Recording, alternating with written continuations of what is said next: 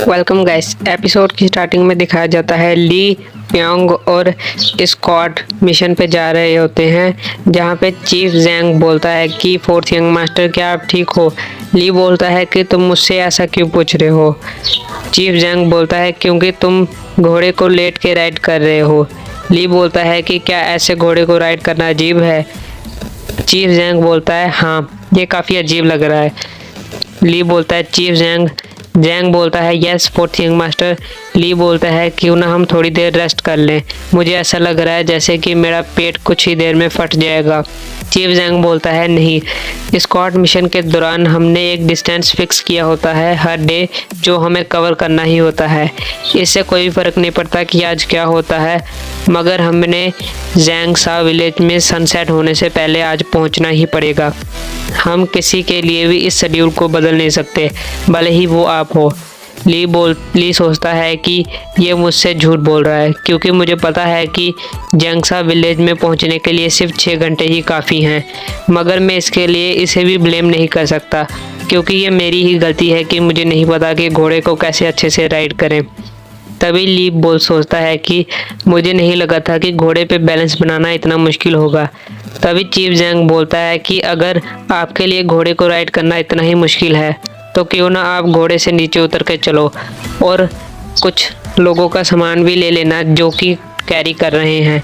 इससे घोड़ा भी नहीं थकेगा और सामान कैरी करने वाले भी थोड़े ठीक रहेंगे। इसे सुनने के बाद सब लोग हंसने लगते हैं। ली अपने मन में उन सबको गाली देता है। तभी चीफ जैंग बोलता है ठीक है, मैं आगे चलता हूँ, मैं आपसे बाद में मिलूँगा फोर्थ यंग मास्टर। तभी प्योंग बोलता है कि क्या तुम्हें घोड़े को राइड करना नहीं आता, अगर तुम ऐसे राइड करोगे तो तुम ज़्यादा दूर तक नहीं जा पाओगे। तभी ली बोलता है कि मैं ठीक हूँ, मैं और भी आगे जा सकता हूँ अभी।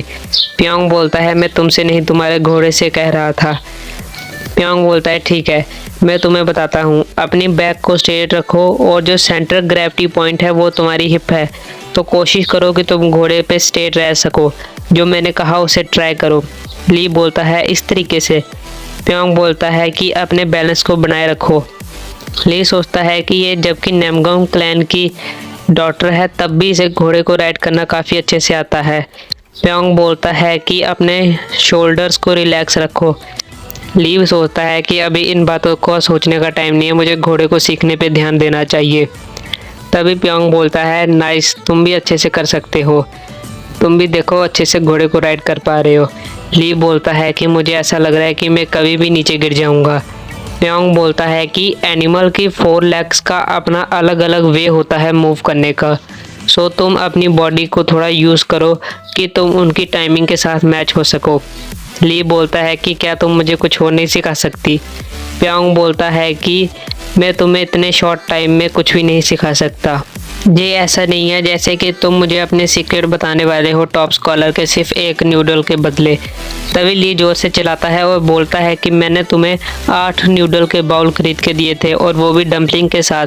प्योंग बोलता है कि डम्पलिंग्स तो उसके साथ स्टार्टिंग से ही ऐड थी। ली बोलता है मैंने तुम्हें बैम्बू लीफ ग्रीन भी बाय करके दिया था। प्योंग बोलता है कि अपने हैंड्स की मूवमेंट को घोड़े की हेड की मूवमेंट के साथ मिलाने की कोशिश करो। ली बोलता है ऐसे। प्योंग बोलता है कि फिर अपने हाथों को धीरे से नीचे रख लो, जिससे कि तुम घोड़े की रिदम के साथ मैच कर पाओगे और तुम्हारी बॉडी घोड़े के साथ मैच कर पाएगी, जैसे कि घोड़ा और तुम एक ही हो। ली सोचता है घोड़ा और मैं दोनों एक ही हैं। ली सोचता है मुझे अपनी आर्म्स को घोड़े की हेड के साथ मैच करना है, जिससे कि हमारी रिदम एक हो जाएगी। ली सोचता है सच में मुझे ऐसा लग रहा है कि मैं और घोड़ा दोनों एक ही हैं और मैं घोड़े की मूवमेंट को फॉलो भी कर पा रहा हूँ। ली सोचता है कि मैंने सिर्फ इसकी इंस्ट्रक्शन सुन के ही घोड़े को राइड करना सीख लिया। प्योंग बोलता है देखो तुम भी कर पा रहे हो।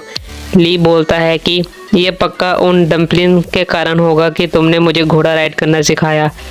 प्योंग बोलता है ये सुनने में काफ़ी अच्छा लग रहा है। प्योंग बोलता है कि तुमने मुझे बैम्बू लीफ ग्रीन भी बाय करके दिया था, तो मैं तुम्हें थोड़ा और अच्छे से घोड़ा सिखाऊंगा चलाना। तभी वो घोड़े के पीछे अपना हाथ मार देता है, जिससे कि ली और घोड़ा दोनों जोर से चिल्लाते हैं। तभी ली बोलता है हे तुम ये क्या कर रहे हो। प्योंग बोलता है कि मैं तुम्हें घोड़ा सिखाना चाहता हूँ, वो भी एक ही शॉट के अंदर। ये काफ़ी ज़्यादा अच्छा होगा कि तुम एक क्रिटिकल सिचुएशन में सीखो, क्योंकि ये काफ़ी इफ़ेक्टिव और जल्दी हो जाता है।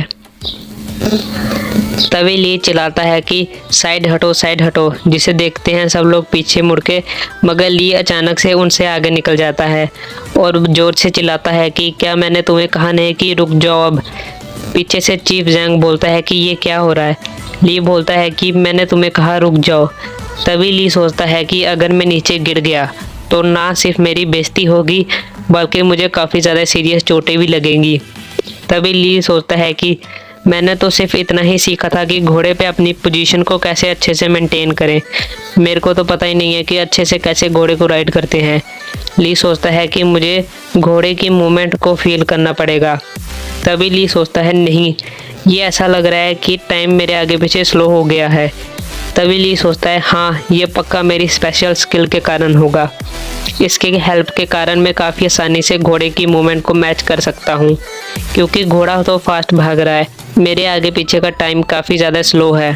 तभी हमें थोड़ी देर बाद का सीन दिखाया जाता है, जहाँ पे एक फ्लावर होता है जिसे कि ली घोड़े से ही उतारने की कोशिश करता है और उखाड़ भी लेता है। तभी ली बोलता है आखिरकार मैंने तुम्हें उखाड़ ही लिया। प्योंग बोलता है कि तुमने तो काफ़ी जल्दी सीख लिया, मुझे लगा ही था कि तुम काफ़ी अच्छे हो लर्निंग में, मगर मैंने ये नहीं सोचा था कि तुम इतनी जल्दी घोड़ा चलाना सीख लोगे। ली बोलता है कि ये सिर्फ तुम्हारी अच्छी टीचिंग के कारण हुआ है, इसके लिए थैंक यू। ली सोचता है कि मैंने सिर्फ 6 दिन के अंदर ही घोड़े को राइड करना सीख लिया, ये वैसे मेरी स्किल के कारण भी हुआ है। प्योंग बोलता है कि इसका सारा क्रेडिट मुझे ही जाता है और इसका थैंक्स भी सिर्फ मुझे ही जाता है। ली सोचता है बिना प्योंग की हेल्प के, नहीं नामगोंग सोसो की टीचिंग के, मैं घोड़े को चलाना नहीं सीख पाता। तभी वो प्योंग की तरफ फ्लावर करता है और बोलता है ये लो मेरी तरफ से गिफ्ट। प्योंग बोलता है कि तुम एक लड़के को फ्लावर क्यों दे रहे हो। ली बोलता है क्यों, मगर फ्लावर तो सबको पसंद होता है, क्या तुम्हें नहीं है। प्योंग बोलता है इसे फेंक दो और किसी लड़की को फ्लावर देना। ली सोचता है तुम भी तो एक लड़की ही हो।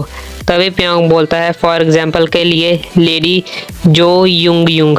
सो भाई लोगों, अगर आपको याद नहीं लेडी यो युंग कौन है, सो वो ली के बड़े भाई यानी कि 3rd यंग मास्टर की होने वाली वाइफ है, जिसके कारण कि ली ने वेस्ट लेक में कूद के सुसाइड करने की ट्राई की थी। तभी ली बोलता है कि तुमने इसके बारे में कहाँ सुना। प्योंग बोलता है कि पूरे हैंगजांग को इसके बारे में पता है। ली बोलता है हाँ, इसे भले ही मेरा कर्म समझ लो या जो कुछ मर्जी। तभी प्योंग बोलता है कि क्या मैं तुमसे एक सवाल पूछ सकता हूँ। ली बोलता है क्या। प्योंग बोलता है तुम्हें लेडी जो युंग में इतना अच्छा क्या लगता है वैसे। सो भाई लोग, ये एपिसोड यहाँ ख़त्म होता है। हो सकता है ये एपिसोड थोड़ा लेट अपलोड हो रहा हो, क्योंकि यार मैंने इसकी एक बार रिकॉर्डिंग की थी, मगर गलती से वो मेरे से डिलीट हो गई यार, जिसके कारण कि मुझे फिर से रिकॉर्ड करना पड़ा और मैंने कोशिश की कि मैं थोड़ा जल्दी रिकॉर्ड करूँ। सो हो सकता है कि थोड़ी वॉइस बीच में आगे पीछे हो गई हो, तो थोड़ा उसे मैनेज कर लेना। So thanks for watching and bye bye.